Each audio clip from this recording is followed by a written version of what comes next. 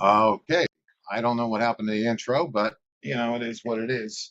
This is PegLegCraig, and we're here for another week of, what's going on in the world and how we as Christians can affect that. Now, one of the things that I'm most concerned about now are the elections. Okay. We saw debates this week, and I never saw more clear victories in debates, in gubernatorial debates, in all the years I've been watching them, and I've been watching them since I was a kid.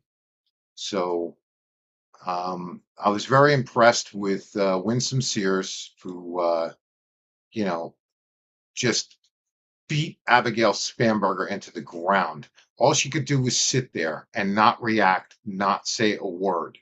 So obviously, Winsome Sears did a pretty good job of backing her off. All right, Winsome Earl Sears. What would it take, Jay Jones, on you pulling the trigger? That's Jay Jones is the candidate for state district attorney who has no problem wishing death on people, conservative people, and their children, by the way, and said so out loud. We have the receipts for that. Okay, so Winsome Earl Sears, what would it take for you to turn against him? Virginia Lieutenant Governor Winsome Earl Sears, the Republican candidate for governor, questioned Abigail Spamberger why she hasn't asked Jay Jones to drop out of the race of state attorney general. Okay. When she asked her that, Abigail Spamberger had no answer. She just stood there quietly. She couldn't say anything to defend the guy. All right. I should tell you everything that you need to know, Virginia. First off, you got to vote against this guy. I don't even know who's running against him, and I should, and I will take a look into it. But whoever's running against him has got to be better because we don't have receipts of them, being okay with conservative children being killed. Those are the things you have to do in order to change policy, according to him, in a paraphrase. Allegedly, I guess. I don't know if I have to put that in there, but maybe I do. So this is what they want to do. All right. This is what they want to do to us. And if you want to see a microcosm of this happening, I want you to start watching Portland Andy, Tommy Boy 420, um, Honey Badger Mom, Katie Katie Davis Court. Okay, all of these people are filming what's going on in Oregon, and we have right-wing people showing up to these protests. They're getting assaulted by Antifa, and the police are arresting the right-wing protesters. People that didn't do anything, didn't start anything, but maybe finished it. Tommy Boy decked a an Antifa guy who threatened him, put his fists up and was ready for the fight and everything and was pushing for the fight. So Tommy defended himself and he knocked that boy out. Yeah, one for our side. But what happened? Tommy ends up getting arrested. Then they tell him he can't be within 200 feet of the zone. It had been measured several times already that he was outside of the 200 feet. He was within the area he was allowed to protest in. Okay. And they still arrested him again. In the meantime, Antifa doxed him and his family. So now his family's not even safe. And they have to move out of their home. So follow what's going on in Portland because it's a microcosm of these people. I mean, a person who would be willing for Republicans to be killed and their children to die is probably a person who's going to support these people. So I want to bring back a semblance of logic to people. What are you fighting? Let's say you're anti-fascist. What is so fascist that you're fighting that you're not doing worse things to fight it than what you're complaining about? What exactly is it? Where is the logic in this? All right. I often, refer to the "Are we the baddies" thing, which was a skit from I forget which show. It was a British show, the little Weasley looking guy and his buddy. But anyway, they were the Nazis and they realized, he realized among them that they were actually the bad people.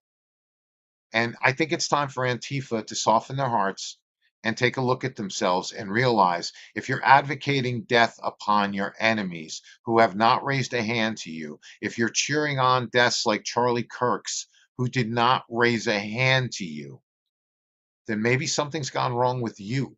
Maybe something is wrong with you. A little introspection there. And I know nobody Antifa watches the show unless they're hate watching me and, they want to take a swing at me, whatever else, that's fine. Yeah, we can deal with that in our own terms. But the point I'm trying to make is we cannot allow any more of these people in office. We're going to get more of this. All right. On the other big debate of the week was Jack Citarelli just totally, I mean, just totally put Mikey Sherrill in her place. I mean, she started out, she rushed to Washington to sign this proclamation about Charlie Kirk's, murder. Oh, it's a terrible thing, you know. And then the day after that, to appease her base, she's already calling Charlie Kirk this, that, and a third. Okay, sorry, Mickey, you don't get to have it both ways. Either you're a good person or you're a scumbag. And since your later action was to be a scumbag, that's a bad thing for you. So maybe you should look inside yourself and realize what a monster they are making you into just for the purpose of elected office. Jack Citarelli, on the other hand, who is a person I really didn't like as a Republican, wasn't a big fan of. I've seen him go through what I call the Rubio. All right. The Rubio is based on Marco Rubio and how much he changed when he became White House Chief of Staff. Because this is a Marco Rubio we never saw before. This is the fully matured, fully capable, and completely able man who is doing his job to the best of his ability and confounding the world in the process. So I give Citarelli right now the benefit of the Rubio effect. He has become a Rubio in his own right. And I say we got to go all in on electing Jack Citarelli for governor of New Jersey. If we don't, then we're going to face more sanctuary cities, more problems, more hassles, more headaches. And we don't need this. We can't afford anything to go up. My energy bill, I live with two other people. All right. They're my roommates. They have separate rooms, separate, we share the kitchen and the living room or whatever. I never go down there anyway. But we have three of us living in this house. Our energy bills during the summer were as high as $471 for the month. And that's just to run three air conditioners. Mine's 5,000 BTU. Theirs can't be any higher, or else the power would go out on the floor or a circuit breaker would go. So they're running that. And, maybe if they run a air conditioner down in the living room, you still have to shut the one upstairs. So it's not like we're running stuff all over the house to get these numbers. But yet here they are. And the year before, it was almost $100 less. And we had actually come with the arrow that we used less this year than we had used last year. And the bill was that high. So look, it's got to stop. We need Jack Citarelli to straighten out New Jersey. He has a great relationship with President Trump. And right now, New Jersey needs a right-wing hand to take over, not a Chris Christie, all right, a Jack Citarelli. Do not equate the two because they are not the same things. All right, so I said my piece about that. Another person running, and this is in Texas, the 18th district. And I'm going to read this one to you because this one bothers me. Today, we filed a formal ethics complaint against the Harris County GOP for their blatant bias and unfair practices. They failed to share debate locations, denied equal access to resources for Republican members, and their chair even demanded I drop out because my opponent, just because them and my opponent are friends. The underminers of our party's integrity and the democratic process. Do I have your support? That's what matters most. And we need transparency, fairness, and accountability now. All right. This is Theodius Daniels. That's DJ Daniels' father. You can see by the son that he raised. I mean, this is a kid that suffers a whole lot just to get through life. And here he is, you know, out there, not just with his father doing this. I'm talking about he goes out of his way to show love to people who really need it. And he's a sensitive kid. I mean, he was there tying Madison Cawthorn's shoelaces because they were untied. The man can't walk, but yet it was still important for him to do that. All right. This is the kind of boy that this father raised. And, he's a fine American. He's a good and decent human being, and he deserves to be in our Congress because he's the type that's not going to go squishy on Trump in the last minute. So if you know anybody out in Texas 18, or you can donate to the candidacy, or you can get on the Harris County GOP, you know, let's get this done, okay?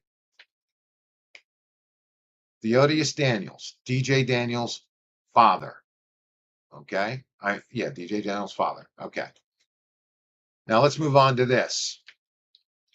PA Supreme Court justices in Pennsylvania, you have a vote no to retention coming up on November 4th. This has to be done. All right.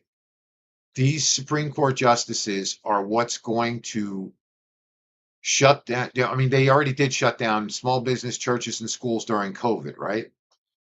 These people are going to continue to suppress conservative voices any way they can when a legal case comes across and they can rule by fiat from the bench. All right. So Pennsylvania, you know, everybody, all these states, everyone were so energized to vote for Trump that he won by an overwhelming number. Well, now you've got to do the maintenance work. New Jersey, Virginia, Pennsylvania, you've got to do these things. You've got to vote no to retention on these three. No, they've got to go. We need more conservative voices so that we can bring logic, law and order, and general decency back to the country. And tell me where I'm wrong. All right, I'm going to move on from the election segment, and I want to move on to, you know, hoaxes. All right, this week we've had a number of different hoaxes, and I want people to start getting better at spotting them because we're taking stuff on the chin that we don't need to take. This one was one of the bigger ones. Okay. Note, ICE arrests a child as left claims, but a father playing with his son. Notice the original photo is not an ICE officer. He's not an ICE officer. He's a dad playing with his kid. Kid was having a great time if you watch the whole video in context. All right. No, this did not happen. Not the way they're saying. Another one that I want to show you. This one makes me pretty mad because they they figured out, like they did this on a whim. Okay. Breaking. Democrats have been caught sharing a video they claim showed an ICE agent arresting a 6-year-old immigrant, when in reality it depicted a 27-year-old woman being detained by Clark County, Washington Sheriff's Office for walking into oncoming traffic. And that probably means that she has some kind of a drug problem or some other similar type of issue. So, there's that hoax. All right. Even on our side, we have a lot of hoaxes going. All right. This one here really irked me this week. This is not a true tweet from Donald Trump. Effective November 1st, 2025, individuals convicted of a Class A or B misdemeanor will be ineligible to receive government benefits, including but not limited to supplemental nutrition insurance program and Section 8 housing assistance. We'd all like that to be the case, but it is not the case. And that is not a tweet from Trump. And I even had to write in, and boy, you should have seen the hate I got for this. Does anyone even look at these dumb fake tweets? Does anyone even look these dumb fake tweets up? Trump has a gray check mark now. And if you look down his timeline, this tweet does not appear. And I put the link to the timeline. So it's obviously a debunked hoax, but nobody wanted to hear that. So let's stop doing this, okay? If you're going to put up something like that, check it first. All right, this is another one. And I was actually excited when I saw this because it's got to do something about these missing children grabbed by the perverts. Too many incidents, fast trial, death penalty. And that was supposed to, oh, okay, 10, 8, 12. Well, I couldn't find it. But maybe it does exist, but they were passing it off as it was something he had just said today. And I was feeling good because last week's show was all about, missing kids. There's 60 missing children in a month from Virginia. I looked it up today. 9 of them have been found, but that still leaves 51. All right. But when I saw that, I was like, finally, someone who understands how smart I am. Okay. If you're going to put up a tweet by Trump, make sure that you put it up properly. I mean, this one here, if it was 10, 8, 12, all right, he wouldn't have had this color check mark. All right. He would have had a straight up gray, which that isn't. But anyway, let's move on again. All right. This week, another great hoax. Climate change was exposed. You know why? Because we found the face of climate change. Jonathan, what is it? Rinderknecht or something like that. This is the guy who set the fires out in California that everybody was freaking out about. Oh, it's climate change. Oh, everything's going to be destroyed now. You know, here he is. We got, here it is. It's climate change, definitely, yada, yada, yada. And all the time, it was this guy. And there were a lot of other people who uh, um, set fires during that time, too. So let's stop making false blame and let's start blaming who needs to be blamed. And let's ridicule them for blaming climate change when it was actually a pretty disgusting human being. Thank you there. All right, I'm going to move on to, well, before I do, when I talk about hoaxes, right, there's a verse in the Bible that, I refer to for this. Um, and it goes back to Proverbs chapter 26 and verse 24. He that hateth disassembleth with his lips, and layeth up deceit within him. When he speaketh fair, believe him not, for there are 7 abominations in his heart. Whose hatred is covered by deceit, his wickedness shall be shewed before the whole congregation. And Psalms 43:1, judge me, O God, and plead my cause against an ungodly nation. O deliver me from the deceitful and unjust man. Now, the reason why I put hoaxes and the election together in one there is because of that specifically. All right. On one hand, they're hoaxing us. They're trying to create situations that don't need to exist. All right. They're creating the problem and they're solving the problem themselves with their lies. And the problems never get solved. Look at all the years, all these Democrat cities, all the years that they have existed. And are they any better?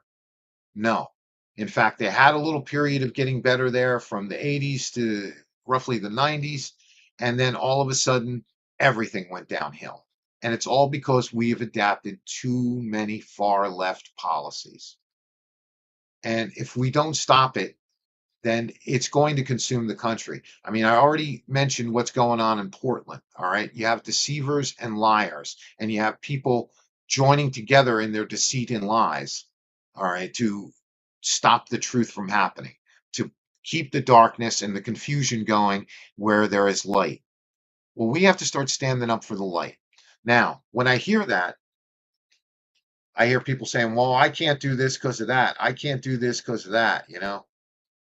And why? Why can't you do this because of that? Why can't you do this because of that? Why? You act like you are any better than any of the apostles of Jesus Christ or the disciples of Jesus Christ. I mean, how did they die? Do you know? Are you aware of how many of the disciples died? Matthew suffered martyrdom in Ethiopia. He was killed by a sword wound. Mark died in Alexandria, Egypt, after being dragged by horses through the streets until he was dead. Luke was hanged in Greece as a result of his tremendous preaching to the lost. Peter was crucified upside down on an X-shaped cross according to church tradition. It was because he told his tormentors that he felt unworthy to die in the same way that Jesus Christ had died. James, the leader of the Church of Jerusalem, was thrown over 100 feet down from the southwest pinnacle of the temple when he refused to deny his faith in Jesus Christ. When they discovered that he survived the fall, his enemies beat James to death with a fuller's club. Okay? James, the son of Zebedee, was a fisherman by trade when Jesus called him to a lifetime of ministry. As a strong leader of the church, James was beheaded at Jerusalem. The Roman officer who guarded James watched amazed as James defended his faith at his trial. Later, that officer walked beside James to the place of execution. Overcome by conviction, he declared his new faith to the judge and knelt beside James to accept beheading as a Christian. When we talk about how much we would suffer and sacrifice, well, do we forget how much Jesus's people suffered and sacrificed for us? I mean, Andrew was also crucified on an X-shaped cross in, I think it was Greece. Um, he'd been whipped and everything, and they, instead of nailing him to the cross, they tied him to the cross, I believe, with some kind of leathery type straps to keep the agony prolonged. All right. If we allow these people to get control, this is what they have planned for you. So, where are the people that are willing to step up and be heroes and suffer for the cause? No, I'm not saying we should run up and ask for any of this stuff to happen to us. I'm saying that we should take a stand and not be moved and, what do I want to say? Push back at these people. Push back. Now, when I say that, I don't necessarily mean in a physical sense, but if they push you first, you damn well better push back. All right. Because even if you go down with charges like Tommy Boy did in Portland, you're still not allowing them to harm you without them knowing that it's going to cost them. And God has no problem with you defending yourself.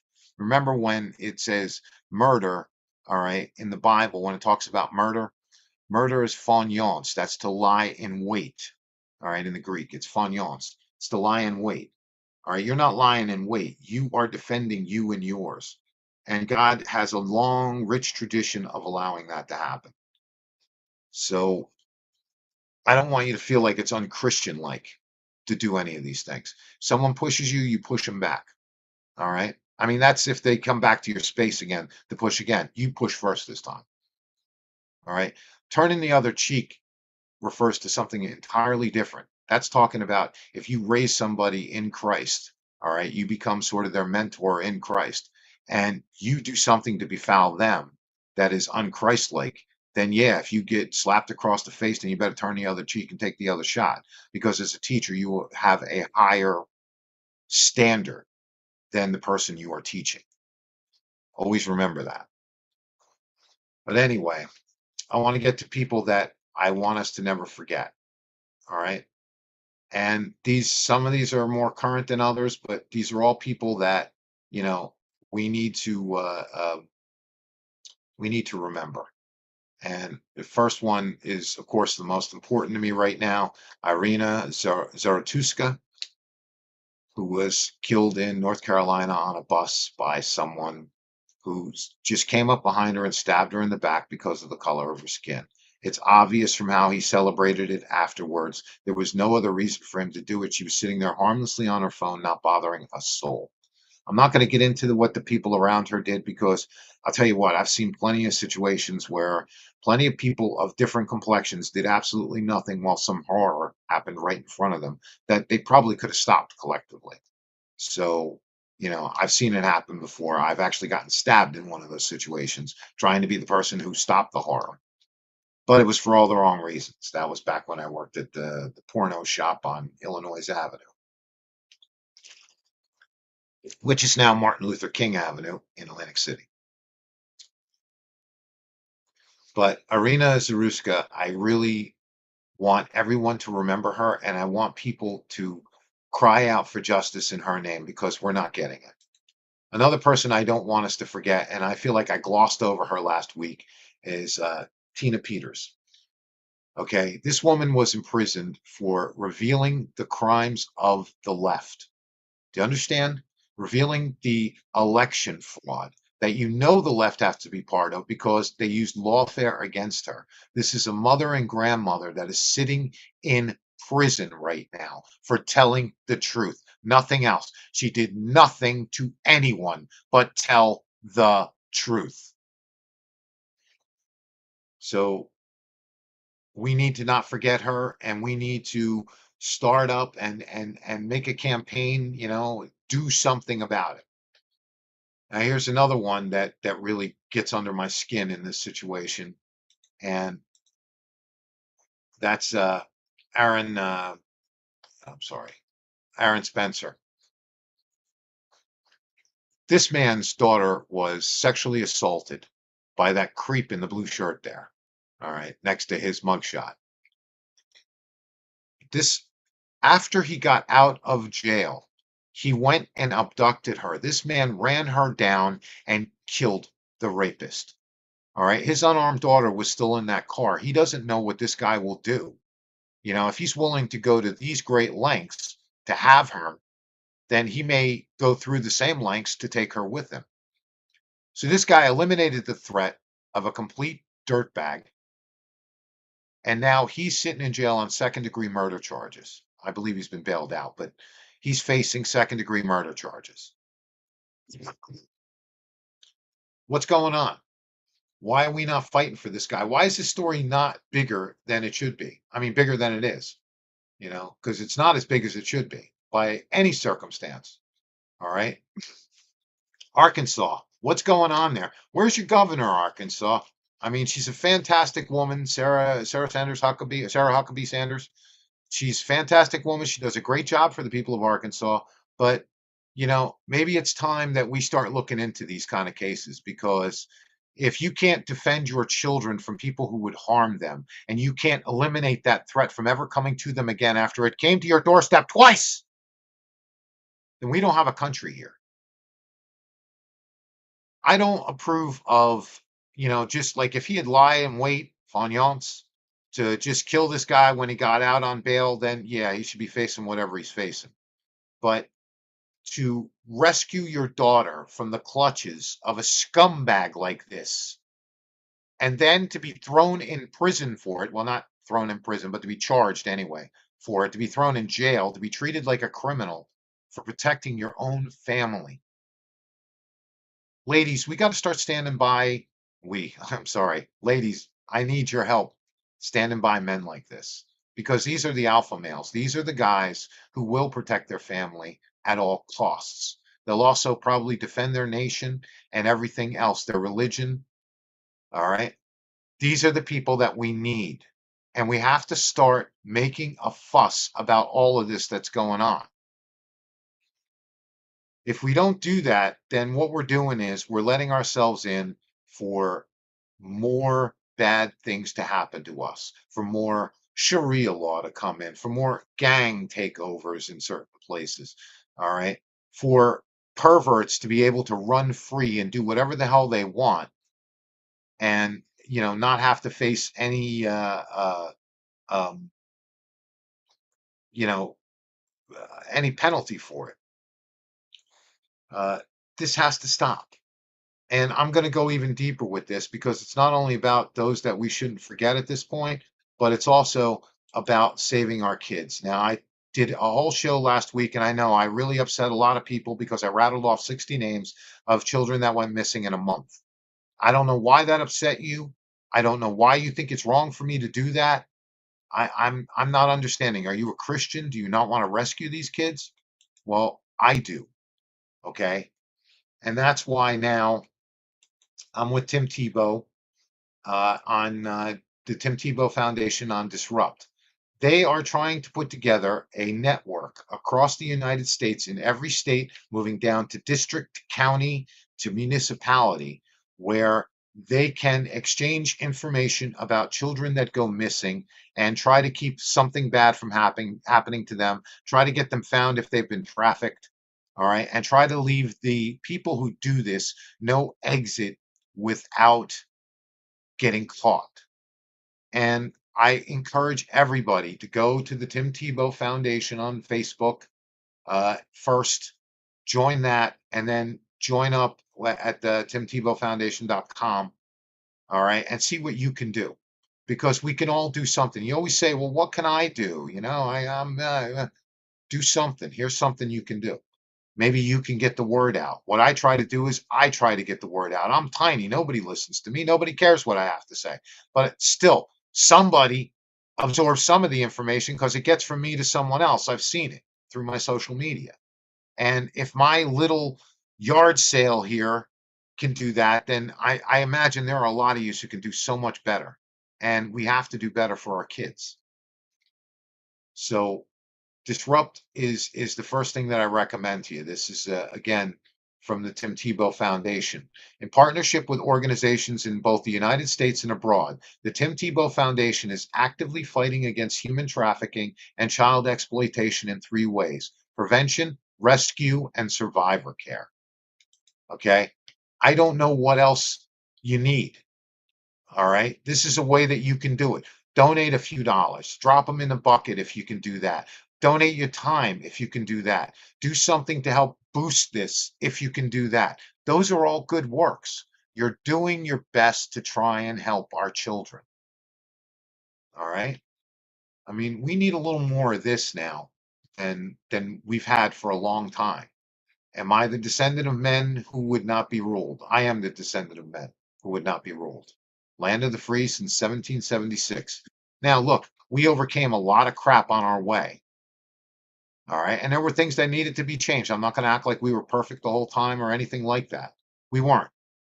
But we were building a better nation as we went along. And you can try and talk about it this way, and you can try and talk about it that way.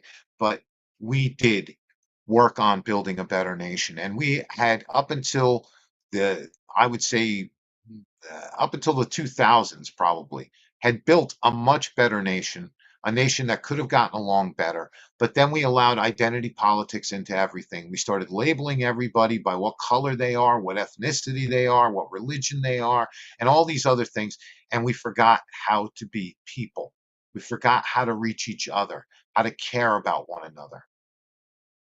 And we need to go back to that. We got to start living in neighborhoods where we know who our neighbors are. I live in a neighborhood where I am a serious minority of three, okay, against an entire neighborhood. And I know who a lot of my neighbors are, and I'm very friendly with everyone. I get along fine. I live in peace here. They're even helpful if I need it, and vice versa. So if I can do that in a place where nobody looks like me, then you can do that where you are. All right. If we don't start building the sense of community again, this is how they're getting a hold of our schools, and they're going into our board of educations, and they're starting to give our children all this pervert nonsense, all these drag shows for kids, reading these god awful storybooks to children that are complete abominations. And the funny thing about it is, a lot of these books, I want you to look at them, and then I want you to try a sociological experiment. Take that book into work and see how quick you're yanked into HR for the type of stuff that you're bringing into work. But it's okay in a school for kids, but it's not okay in an adult environment. Come on, man. Where's our fairness? Where's our logic? Where are the heroes? What happened to us? Why are we so weak and submissive and sitting and letting this stuff happen? And don't ask me what I'm doing, because you know already. I fight in every which way. Fought to get police to sit in front of our schools here in Florence. I fought for uh, I fought against ranked choice voting. I've put myself on the line a couple of times at drag shows where I was the only protester when there were 60 or 70 people saying they were going, and I showed up all by myself. And yeah, I got it from everybody. But at least I will give this, they weren't physically violent. They tried to threaten and intimidate, but you know, it is what it is. But where was my backup? Where was my help? Where was enough people to make it something that the news would have to cover? And I know a lot of people that are going through far worse stuff than I am with this stuff. And they're getting frustrated. And that's how we turn red pills into black pills. Or even worse yet, black and red pills. Yeah, you're still conservative, but you're just black pilled on everything. You know what black and red are? They're the colors of Antifa. So guess what? They win when you do that. Stay red pilled. Keep fighting. Don't give up and don't leave a man out there on the battlefield alone. It's unacceptable.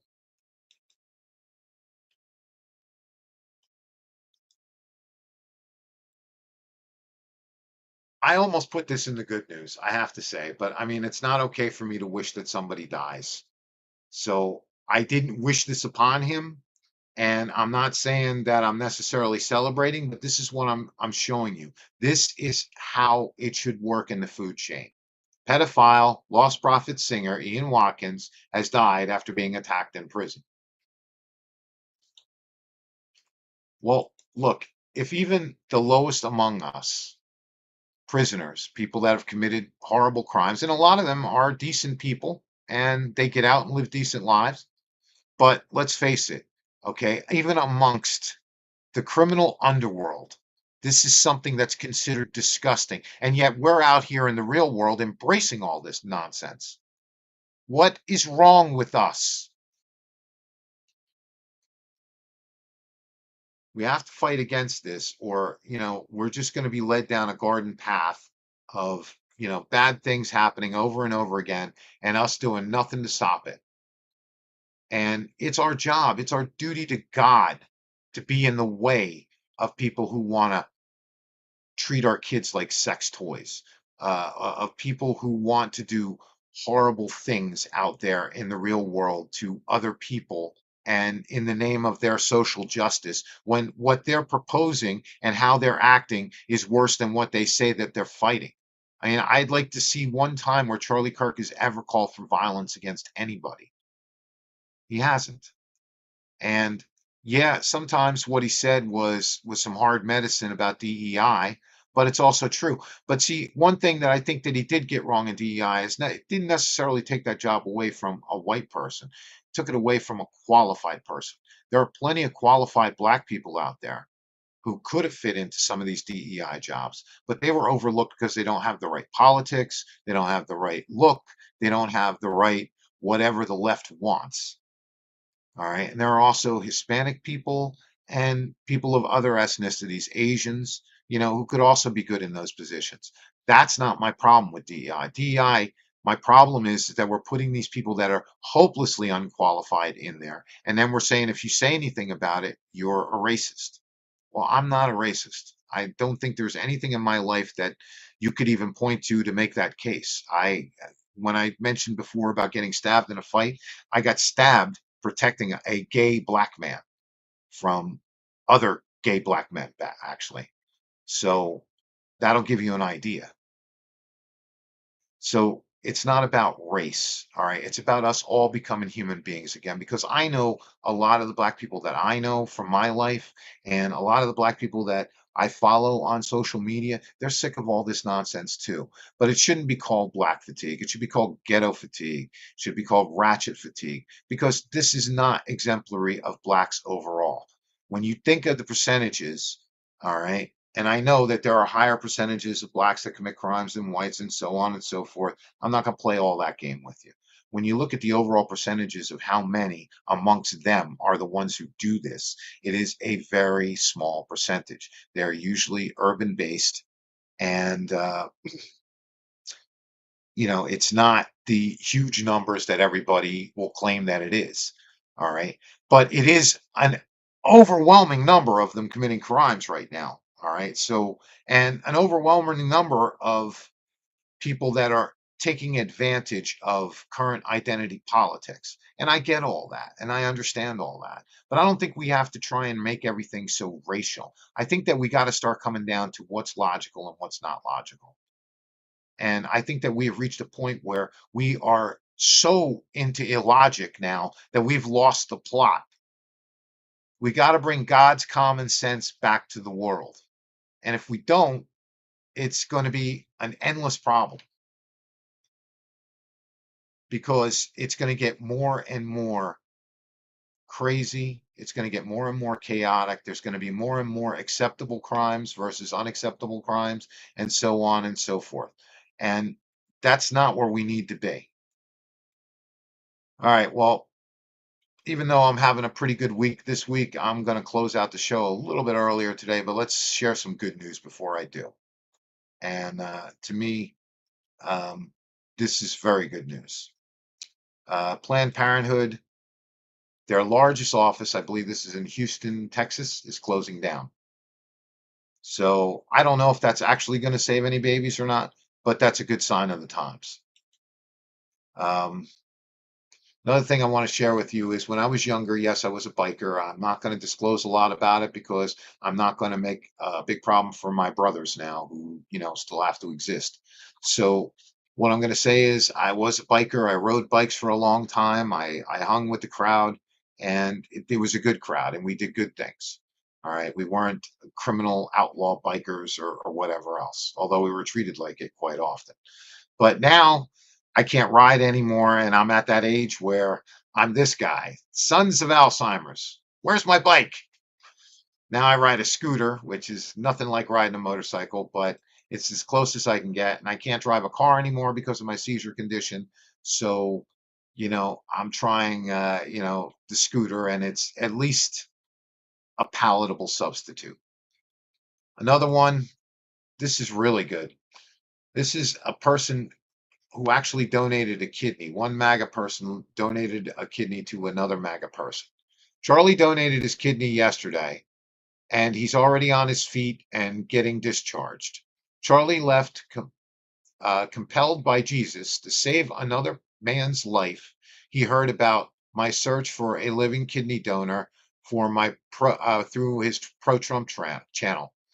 This is what America is about. America is helping fellow Americans. Donating a kidney embodies the spirit of the MAGA movement. Charlie made Adam great again. Thank you, Charlie. Thank you, Jesus. Thank you, Trump. Thank you, MAGA. Well, you should have thanked Jesus first, but after that, yes, thank you, Charlie, and thank you, Trump, because Jesus is why you're still alive. He meant for your mission to continue. But anyway, this is a good story. This goes to show you the generous heart of a lot of people who don't just look for whatever they can get out of a situation. They give of themselves. And boy, you can't give more of yourself than giving a kidney up. I mean, I'm not sure I could even do that. So, I admire and respect them for that. And for a closer, I want to end on a New Jersey note. This is absolutely true. In Trenton, there is a blue law against pickles. You are not allowed to eat pickles on Sunday or throw rotten pickles in the street. Absolutely true. It's still on the books. I don't think it's enforced anymore, although I'm almost tempted to go try it, except Sunday is in Trenton is not a really safe day to be there. So um, hopefully that ends you with a little bit of a smile. And really, in closing, what I want to say is let's not let the liars bring us down. Let's keep throwing the truth at them. Let's not let the dark envelop us. Let us push light into it. Let's not be afraid of the circumstances or the consequences of doing that because you're doing God's work. And I showed you, and there are so many more, adherents to Jesus Christ, disciples or adjacent that went through so much in the name of Jesus Christ. And we're not going through anywhere near that much. We're not even going through as much as people in Syria are, as people in the Coptic Christians in the Middle East, as people in Africa and in parts of sub-Saharan Africa are going through. All right. So let's be thankful for that. And let's keep ourselves in America here from becoming England and France and even Italy to a lesser extent, where, we just allow this stuff to go on and we start allowing Sharia law. And I mean, we already have the Dearborn, Michigan thing, which, you go down there and see for yourself what it's like. All right. Unless you do with your own eyes, you're really not going to understand it. But yeah, let's not let that happen all over the place. And let's try and bring the tone of that down too, because there's no room for Sharia law beside the Constitution.